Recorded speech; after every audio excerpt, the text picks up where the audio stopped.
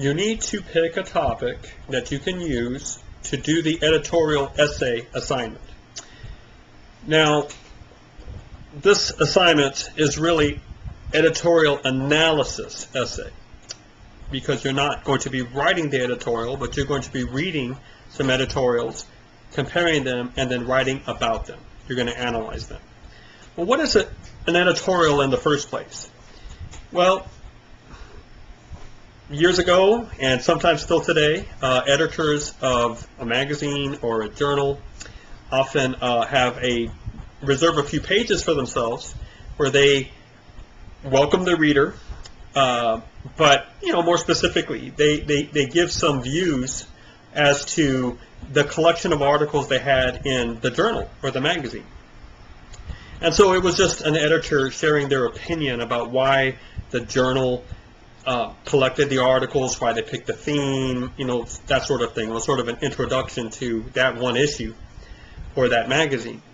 So eventually it just came to be this notion of, well, it's someone that is talking about the news or the facts that are at hand that we are sharing with the public. So it's to really understand what an editorial is. You need to contrast it with the job of a journalist or a reporter. A reporter is to go out there, get the facts, get them right, get them in the ethical way, and then share them with the public. So when you are watching the news and you see this event that is being reported on, you are getting the facts that the community shares as historic. I mean, in the sense of it actually is happening. This is where, this is when, this is how. That's what I mean by an historic fact. And that footage and that information might be able to be delivered to you in 10 minutes. Well, our current news cycles, thanks to Ted Turner and CNN and some other ambitious souls that wanted to make us present us with all this extra stuff in our news channels, there's a point where we have all this time to fill on the channel or in the publication, and why don't we have writing that's about those facts? Like, what do they mean? What does it mean? Or what is this going to cause? If this actually happened, which it did, what are the possible effects? What's it going to look like in the future here or there? Or so there's the editorial is somebody that is sharing opinion, right, about the facts at hand. Okay, and if the facts are wrong, then it's simply an issue of let's go fix that. Let's fix the number of people affected or the place where it happened or the time. The wrong fact does seem to be fixable if we had the right equipment and the time and whatnot, right?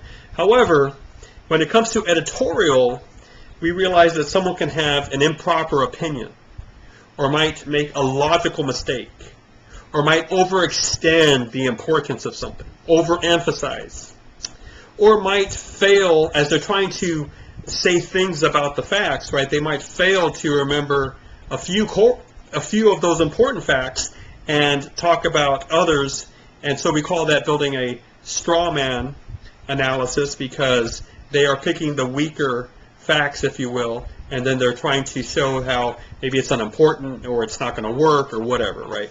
And there are all sorts of things you can do. You can manipulate, and at that point, we realize that it's going to be hard to fix this because this person is so committed to a certain view, they might be overlooking things or overstressing things, right?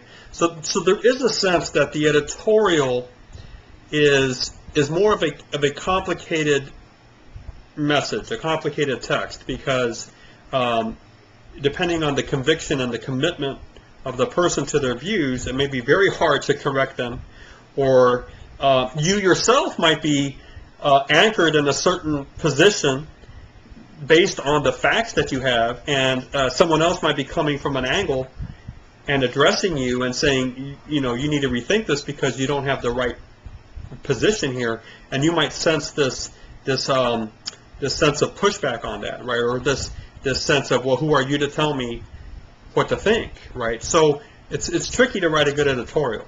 It really is. And it's also easy. I think once you understand the real mechanisms, you should respect it a bit more and not rush to this, but sometimes it is easy to dismiss editorials as, or opinion pieces, right, as just that. Oh, it's just someone's opinion, we're all entitled to our opinion. And so what's the point, what's the point of sharing another opinion on this or whatnot? And many times, there may be, in fact, too many opinions on something. But the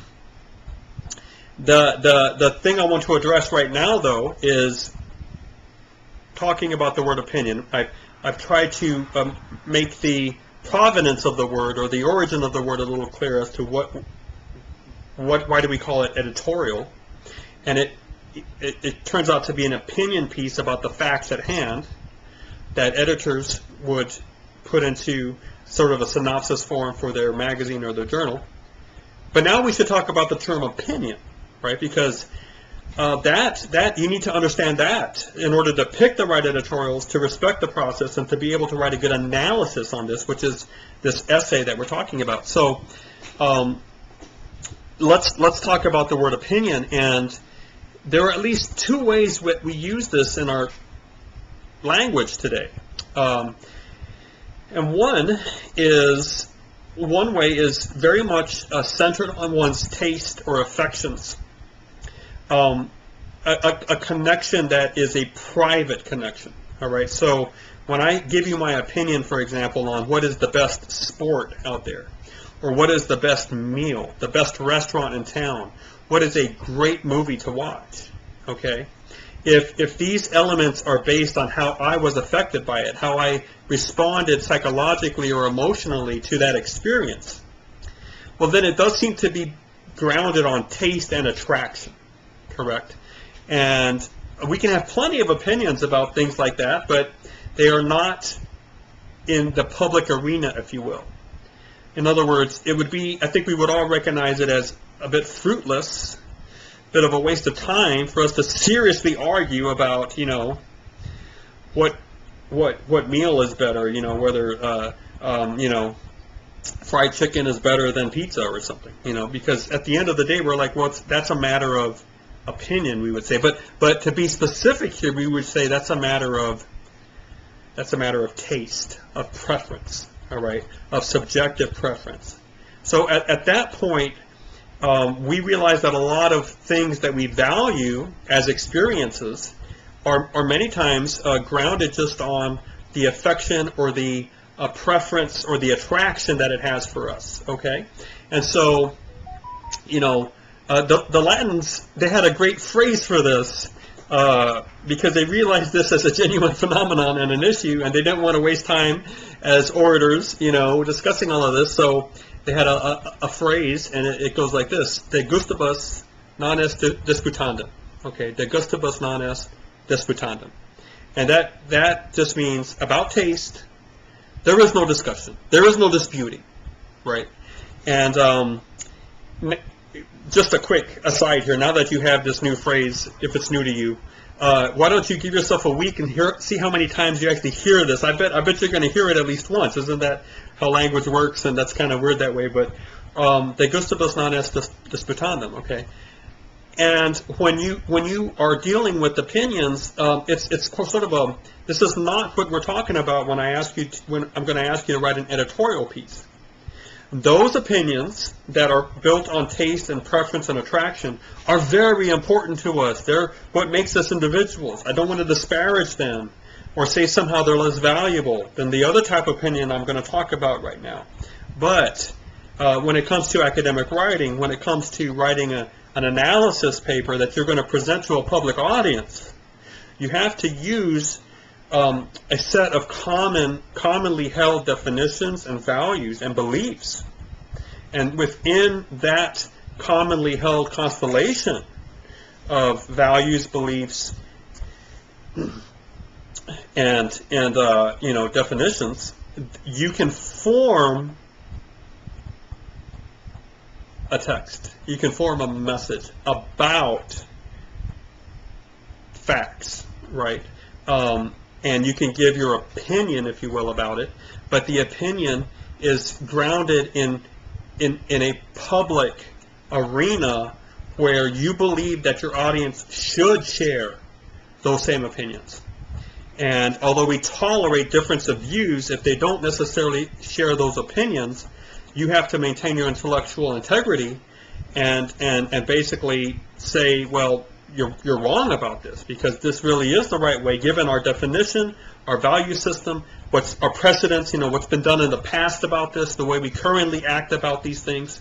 This makes sense to take this next step, or to do this evaluation on it, or to call it what it is, to label it this way, and it doesn't make sense to do this or do that, all right? And so you are appealing to common sense, all right? And when you move into that arena, you can express opinion that's grounded in common sense, and you are expecting everyone in that community to see the clarity of that thinking, even though it's not mathematical. Okay, you are never going to be able to produce something that is 5 plus 5 plus 5 is 15. You can write that out in the symbols that we have for 5, and the plus and the equal and the 1 for 15. Or you can make little piles of cherries or whatever you want to do, but 5 plus 5 plus 5 is 15. No one is really going to disagree with that. But you can talk about the value of mathematics, right, to a formative mind. In other words, now that we have AI to such an extent, and this is the same question that was asked when we had calculators introduced to mainstream culture. Well, why do we need to learn arithmetic now? Why do we need to learn how to take the log of something? Why do we need to learn about square roots? Why do we need to learn about percentages? And if your answer is, well, because you need to know how to actually do this, someone might say, well, my phone does it. I think we've all agreed about the raw mechanical process of this, right? But if you want to talk about it in terms of values, and you might be able to say, well, we need our elementary school kids and our middle school kids to still learn math because it develops their brain. It actually strengthens the synapses, or it creates a layer of abstracted thinking that they're going to use down the line to make decisions about life, about death, about good and beauty and the truth, and about the divine. So this is a practice arena, right? At that point, you are expressing an opinion about the facts of math. You see what I'm saying?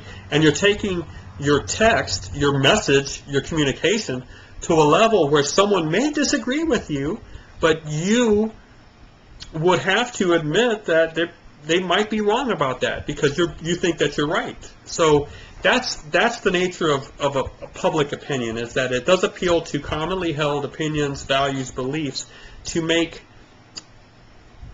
a text or a message about something like the facts of X, Y, or Z. All right. So the fact of the matter is, or what I'm getting at here is, even though this seems like it's an opinion piece, it is not opinion based on preference, okay, or attraction, or some physical or emotional connection that you personally have towards something. This is not about your likes or dislikes. All right. It is based on opinion. It's an opinion piece, opinion based on the commonly held beliefs, definitions, and values of the community you're speaking to. And we call that common sense, okay? So you should just assume that your audience is going to understand what your appeal to, whether it's logic or evidence or whatever it is that you're going to appeal to when you make your evaluation of something, right? So there is a sense where you can write an analysis, and it's not going to be mathematical proof. Somebody can still disagree with it, but there is a sense that you were very careful in presenting why you think this is the way it is. And for those that disagree, it's not just sufficient for them to say, oh, I just disagree because I feel like it. You want them to tell you why they disagree. It has to be based on reason, right? Reasons that they have, that the community can accept, right? So writing a good editorial is tricky, and writing a good analysis on editorials is tricky. but that's what this class is designed to do. And what this assignment is designed to do. It's designed to help you grow, right? And so what I want you to do is I want you to find an issue out there. Think of an issue, and you need to go find two sources that are opposed when it comes to this one issue. So now the sources can be of different type, or they could be maybe a podcast and a website, or it could be a newspaper article, or versus set up against a YouTube video or something.